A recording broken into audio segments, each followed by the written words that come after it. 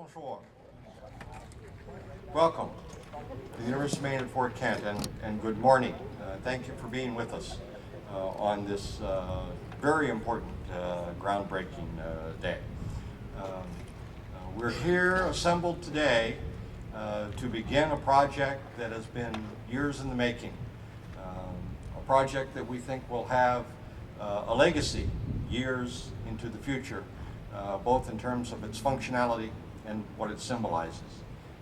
This project will create a biomass capacity for the University of Maine at Fort Kent and our partner, Maine School Administrative District number 27, that will supply heat for 12 or more buildings on the two campuses. In the case of the University of Maine at Fort Kent, we will be heating 95% of our floor space with biomass from this project and our preceding project.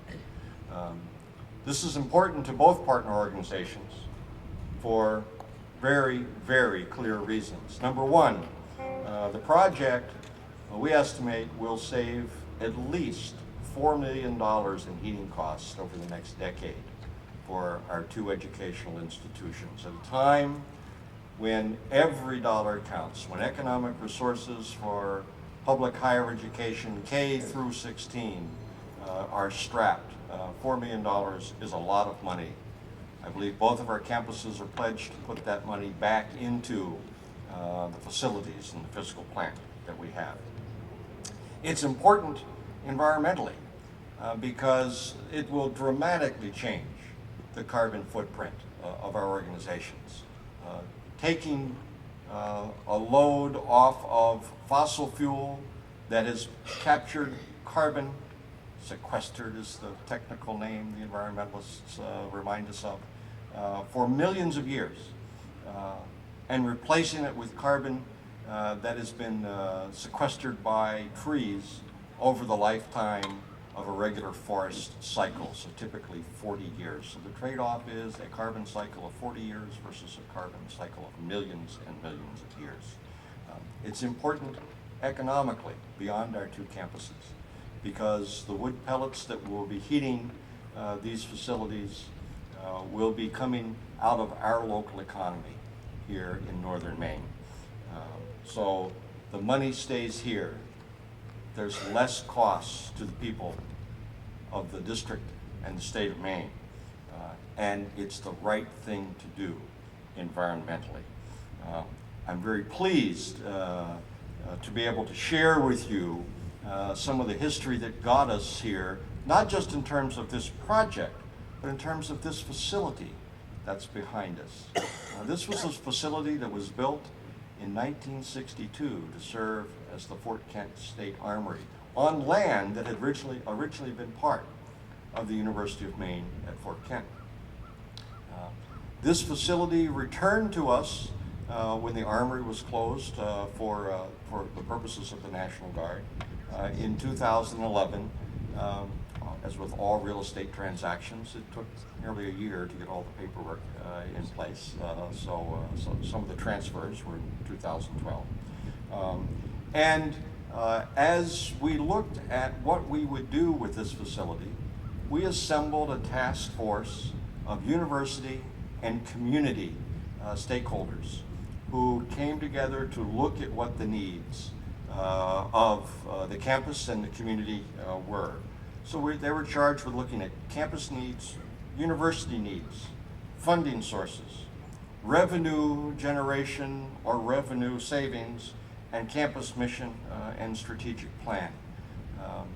That task force of community and university folks came up with a series of uses, I think some dozen in all, and narrowed them down to a concept. The concept was that this facility could best be used to benefit both the university and the community. Today, we're going to break ground on a project that clearly will bring to life that mission, that concept that steering committee put in place. A project that will save the community money, will serve the campus well, and will provide an educational model for how we can use our resources responsibly in the 21st century. The funding for this project was largely made available by a grant of $2.67 million from the U.S. Department of Agriculture. And we're most indebted to them for this money being entrusted to us as the seed money for this project. This total project cost will be over $4 million when it's said and done. And the additional resources that the university and the school district bring into play will get us there. This project is also part of the work of the University of Maine at Fort Kent Foundation and their campaign, La Cloche de Fer, the Iron Bell campaign, which celebrates the legacy of the University of Maine at Fort Kent back to its earliest days. An old iron bell that was unearthed from a demolished building and eventually returned to the university. That goes back to the days of Vital Cyr, is with us now, and it symbolizes this campaign to raise over $3 million for scholarship endowment and for capital needs on the university. This project is a major part of that effort. So I'm very pleased that you're here with us for this symbolic groundbreaking that will begin this project that we believe will be up and running, as we're fond of saying, just in time for the 2014 heating season sometime next May or June. It will be a significant project for us all. I'd like to share the podium this morning with some folks who have been part of this process and will be part of this process going forward. None of them more important than our next speaker, who's our most significant partner in putting this together. I'd like to introduce Tim Doak, who's the superintendent of MSAD number 27.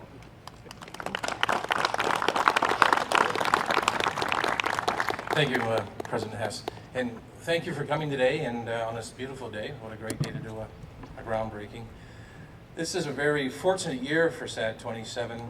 We were able to be part of this grant, and also we wrote another grant for Revolving Loan Foundation for renovating schools, and we got a $2 million grant from the state. We were the highest recipient in the state of Maine for that money, which will go into air handling systems that will indoor air quality for both Community High School and Fort Kent Elementary. It also plays an important part that's going to help us run the pipe from here to Fort Kent Elementary to have additional savings in heating costs.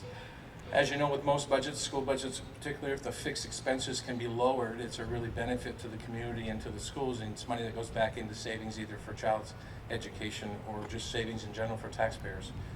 I'd like to thank the school board for allowing us to look into that revolving loan fund, and I'd also like to thank Lucy Tabor, our business manager, who spent countless hours grinding out the numbers, and her and I trying to figure out how we're going to make this work all in one. So it's also an opportunity for SAD 27 to be another great partner with UMFK. It's been a long-standing tradition that we've been able to work collectively with the university, and I've always appreciated President Hess when he said we're his sister campus. So I really like to feel that way, because we've done a lot together, either educationally, and now we're doing it to help the community become a better place, save taxpayers, and also improve the education for all children in those two buildings. They are the two largest buildings, so we're also doing other renovations in the outlying schools that will help with this. But the more money we have, of course, the more we're saving taxpayers. So very proud to be part of this. It is a real shining point here for SAD 27. And once again, it's an opportunity for just a great partnership with UMFK. And hopefully to make Fort Kent a wonderful community that it is, and make it even better for the future to come. So thank you.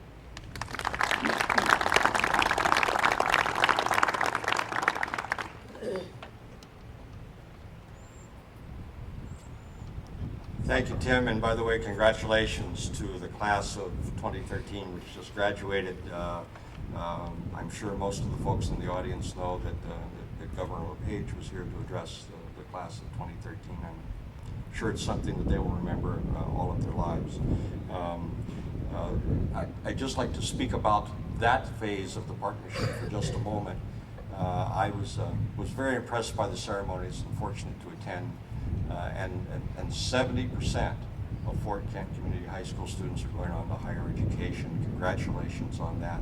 Of those, 66% of all of the graduates, so almost everyone who's going on to higher education, is taking some form of college credit with them into higher education. And of the graduating class, 1/4 was taking a full year of college credit. That's the nature of the partnership that we have here, and it's the nature of the types of partnerships between higher education and K through 12 education that we need to be looking at around the state of Maine, and we're just so fortunate to have a wonderful partner in you. I did make a few remarks about the role of the UMFK Foundation, and their leadership has been absolutely incredible. I want to recognize Lou Centerio, who's here as a foundation member today, and he is a man of few words, great thought and great intellect. But I thank you for representing the foundation on the steering committee for this project, Lucia, and I know you have said time and time again how important a project this is for the university. Thank you for your leadership. I'd now like to turn to Dana Saucier, who's the president of the UMFK Board of Visitors. The Board of Visitors of the state universities is responsible for reviewing institutional planning and for providing input to the campus and to the Board of Trustees. The University of Maine and Fort Kent Board of Visitors in the past 3 years has emerged as a force, not just here on our campus, but within the larger framework of higher education in the state of Maine. They have the ear of the Chancellor, they have the ear of the Board. I'm very proud of the work that they've done, and I'd ask Dana Saucier to come forward.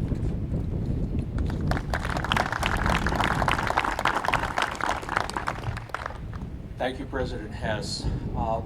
One of the roles of the Board of Visitors and the mission of the Board of Visitors is to be a liaison between the university campus and the community at large. And I have to say that from an economic standpoint and from an environmental standpoint, as has already been mentioned, there are significant important points to be recalled relative to this particular project.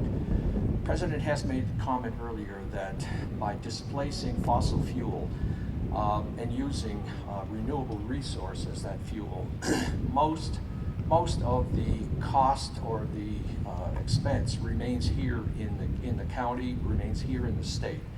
And I honestly have to tell you that that is very, very true from the standpoint that for every gallon, or let's say every dollar of fossil fuel oil that we replace, we are looking at 78 cents of that dollar leaving the area in the form of oil costs.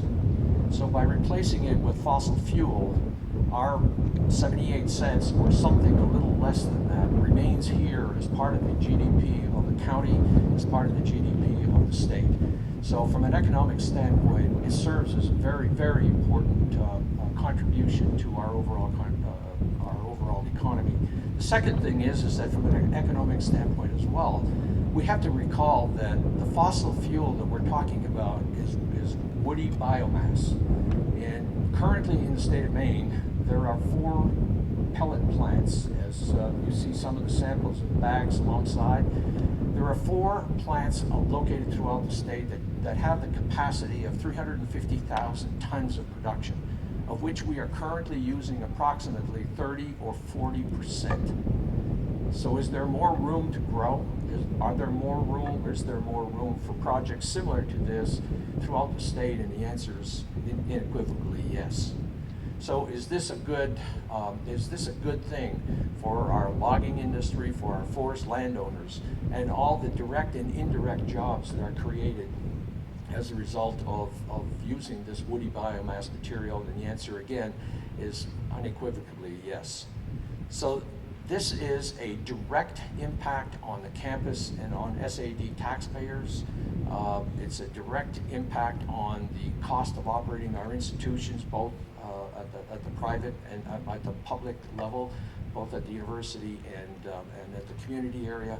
But it also has an impact on our logging industry, our landowners, our forest industries. So as we look at where we're touching and the footprint that we're touching economically, it transcends a wide variety of stakeholders. So this is an important project, and similarly, others like it are going to be generated as a result of the success of this kind of a project as folks all around the state begin to look at transferring from more fossil fuels to these kind of renewable resource fuels. I think it took a lot of ingenuity, creativity, and actual insight on the part of the planners to actually look at taking this bold step. And it is a bold step, but a step I consider to be one in the right direction for our institutions, for our community, and for our state. And with that, I congratulate and compliment those of you who have been a part of the planning and the design work with the design engineering firms here. This is big stuff for us. We're a small community, but this is a big deal, and we applaud you for all the hard work, energy, and innovative insights that you have generated and demonstrated in this area. So thanks to all of you, and let this project be a success. There are more to come. Thank you.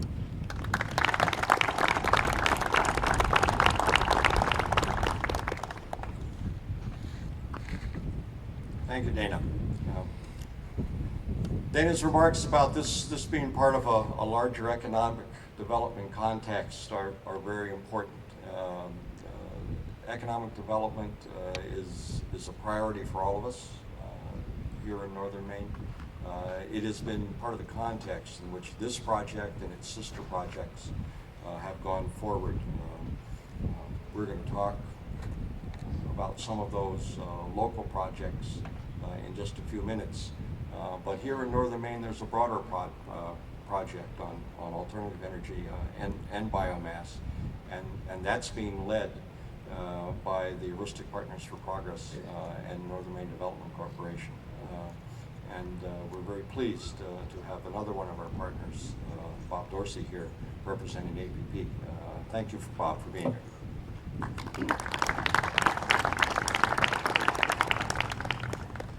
Thank you, President Hess, and it's an honor to be here today. This is a great example, another example of Aroostook County leading in the biomass area. President Hess covered the advantages of why they're doing it and the cost effectiveness. Dana covered some of the economic advantages. I will tell you, I've seen estimates that Aroostook County could save $70 to $100 million if this bandwagon continues to convert from oil to alternative fuels. I should point out that we've got about 3 million acres of forest here in this county, and it's sort of the partnership's vision that we would become the epicenter of biomass. We just came back from a trip to Switzerland, Dana and I and President Crowley, and to visit the Schmid Corporation. You cannot believe what has happened in Europe in the last 25 years and the research and development that's going on there, and the potential that we see for our area to leverage that research and to use biomass for whole communities, for divisions. The potential is great. So as Dana said, this is just the beginning. Thank you. I would like to commend Fort Kent and this region for their leadership. I mean, the schools, the partnership, working together. Daigle Oil for getting the mass transport, bulk transport for biomass. We're seeing a lot of leadership up here in the valley, and I'm hoping that catches on and promulgates throughout Aroostook County. So again, congratulations, President Hess and Tim. looking forward to working with you in the future on these kind of endeavors.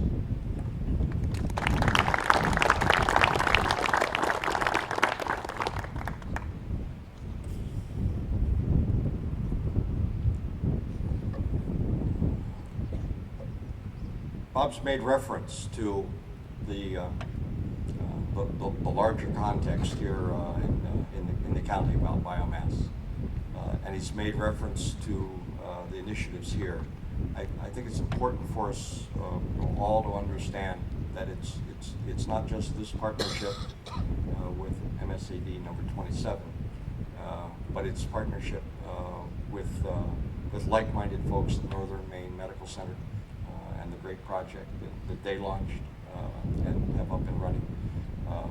It's partners with the Maine Forest Service, who helped us acquire funds to put the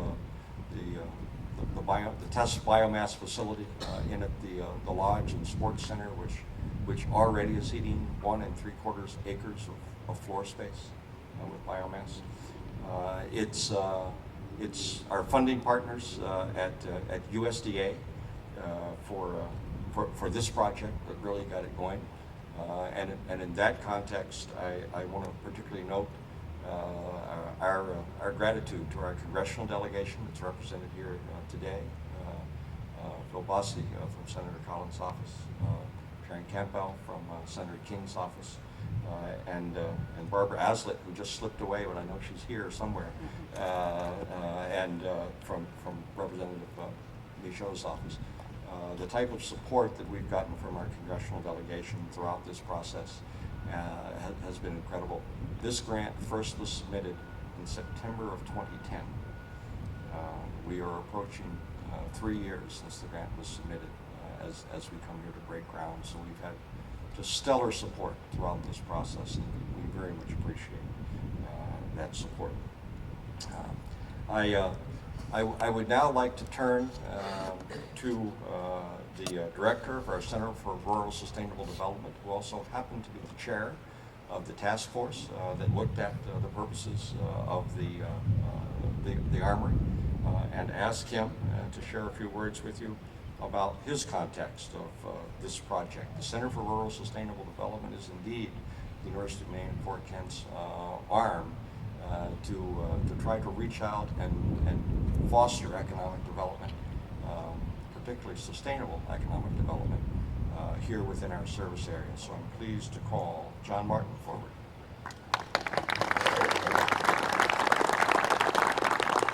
Thank you, Mr. President. I must admit that I need to tell the woods industry that I'm also in the business of probably having a little competition this coming summer to the biomass, because we'll be planting grass to determine whether or not it's usable as a potential product. I don't know how successful that's going to be, but that's part of what we are attempting to do.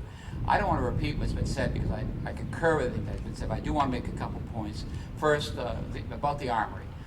It was an interesting event, which led me to put the bill in the legislature to turn over the Armory to UMFK. Was actually caused by a request that came from the high school to use the gym for wrestling.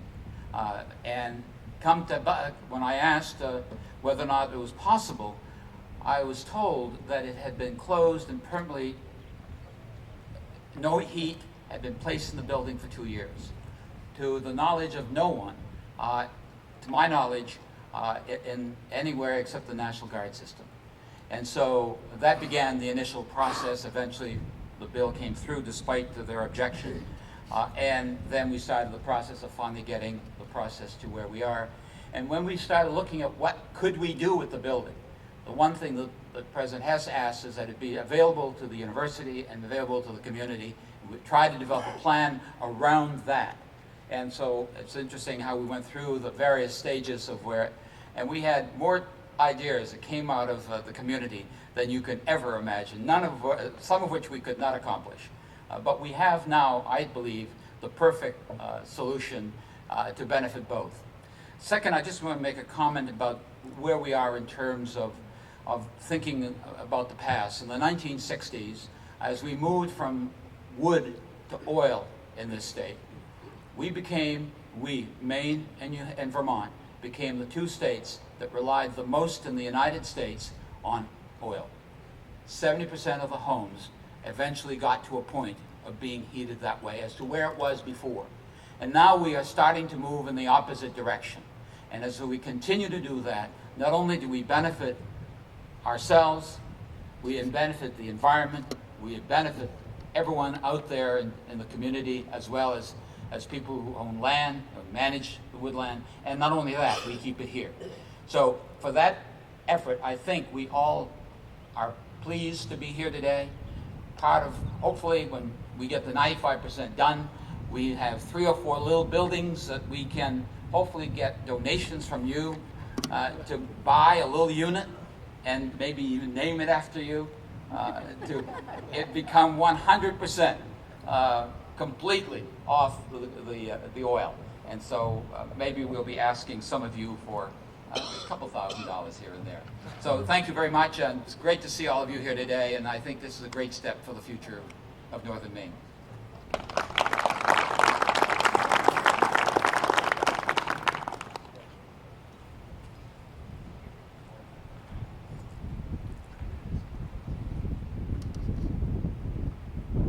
The last things before we get to groundbreaking that I want to share with you is that while we're here today to celebrate the inauguration of this project in the Armory, the vision of having it become a shared facility between the university and the community actually took life in January of 2013.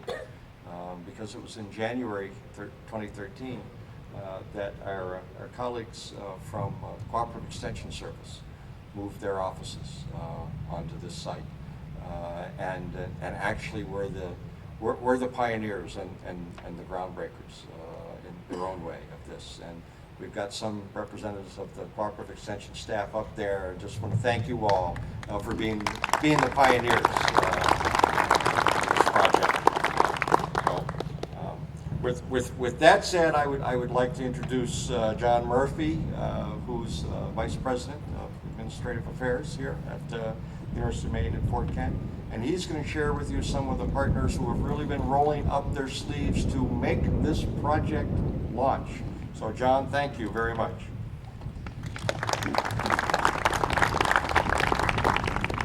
Thank you. And thank you for coming tonight to help celebrate the groundbreaking. And I can tell you from looking at this team that we have put together in order to do this project, I have no doubt that a year from now or so, maybe less, we will be able to have another ceremony with a ribbon cutting ceremony. Let me start at the beginning and say that as soon as we started seeing some of the funding settling into place, we decided to go out and do a RFQ and hire ourselves a university rep. And as a result of that, we have hired Derigo, architect and engineer firm.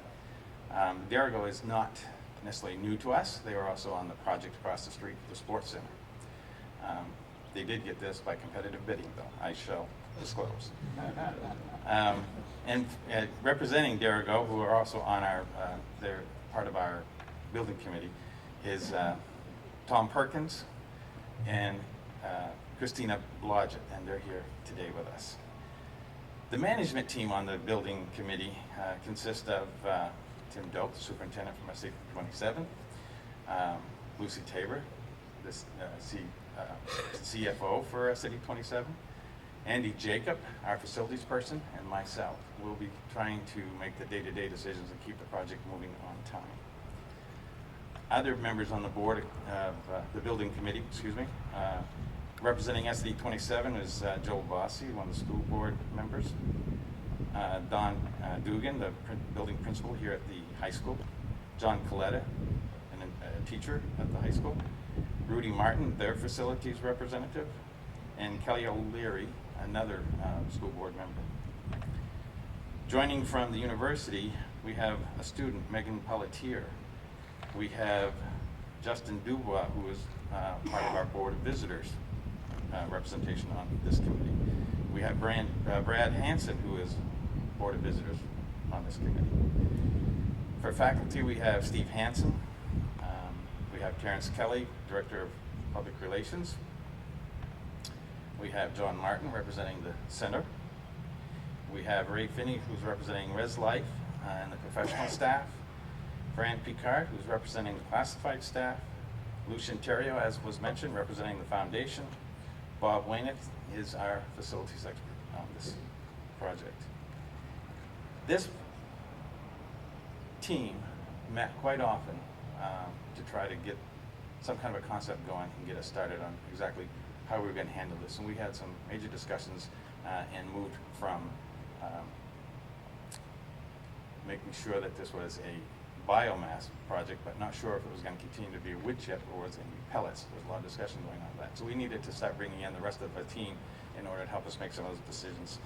So then we decided it was time to hire our architect engineer firm.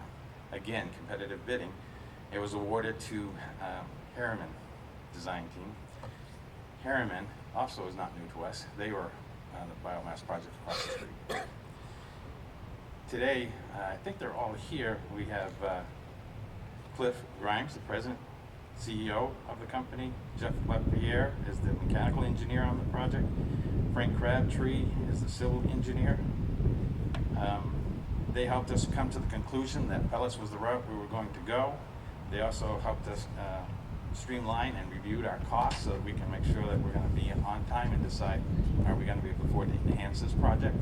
Help provide some information for SAD 27 so we can go forward with their board and a successful referendum coming up hopefully. And then we decided, you know, we got to take and put these numbers really to the test. We got to get our partner from the construction firm on board, so we had to do an RFQ to see if we could find out there a company that was able to work on our time schedule and get this project moving and off the ground successfully. And the winning firm there is PC Construction. PC Construction is new to us on this project for as far as biomass is concerned, but they're not new to the campus because they were the winning team that was part of the design build for the lodge back in 2004, I believe. Here today is Garrett Barletti, the senior project manager. Joe Pecoraro is the project executive, CM. Brian Bolton is the project superintendent, and Bert Kiso is the senior project engineer. I want to thank them for helping us get this back on track and moving along. I can tell you that Cliff is not a stranger to us because he's got a camp at St. Croix, and he's been running up here all winter long pretending to be working for us. And I know that Garrett keeps asking for fishing reports because on the last project they spent their time on Eagle Lake. So our task will be to keep them here and off the water. I think we're ready for the groundbreaking ceremony, and so what I would like to take and ask if we could have at least one representative from PC, Derigo, and Harriman to come forward. We have our speakers that we would like to have a helmet. We're going to need a helmet here and grab a shovel. And I'm not sure if we have enough shovels, but I really would like to have someone from the congressional offices and the senator's office.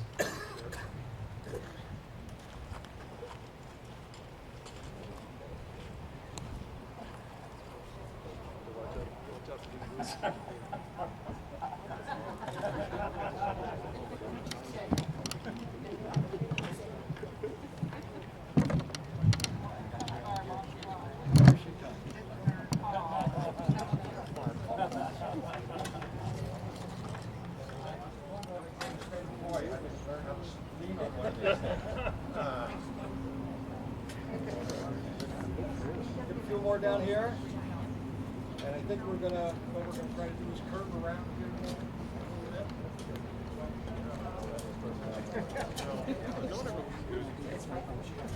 bit. By turning these spades of dirt, we're symbolizing that the partnership of University of Maine at Fort Kent and MSAD number 27 are breaking their ties with foreign oil. Gentlemen, and we go.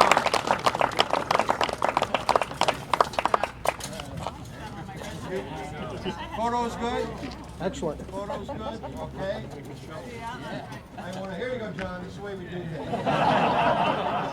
Thank you all. Thank you so very much.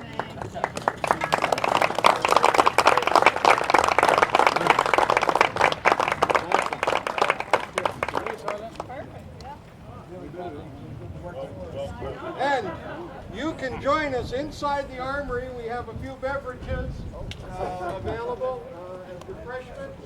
And you're going to be able to see the site that we're going to be working on inside, ask questions of folks. We fell off the email grid for advice. But trust me, when this thing goes online, they won't be delivering the bags. No. I can tell you it was 150 grams. I just was trying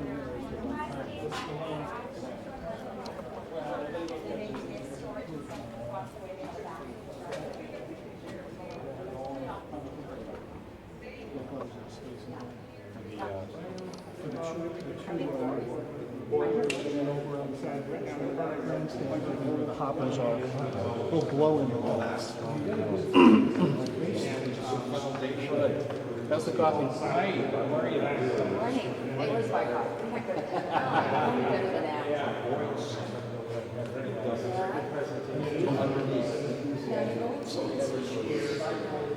That's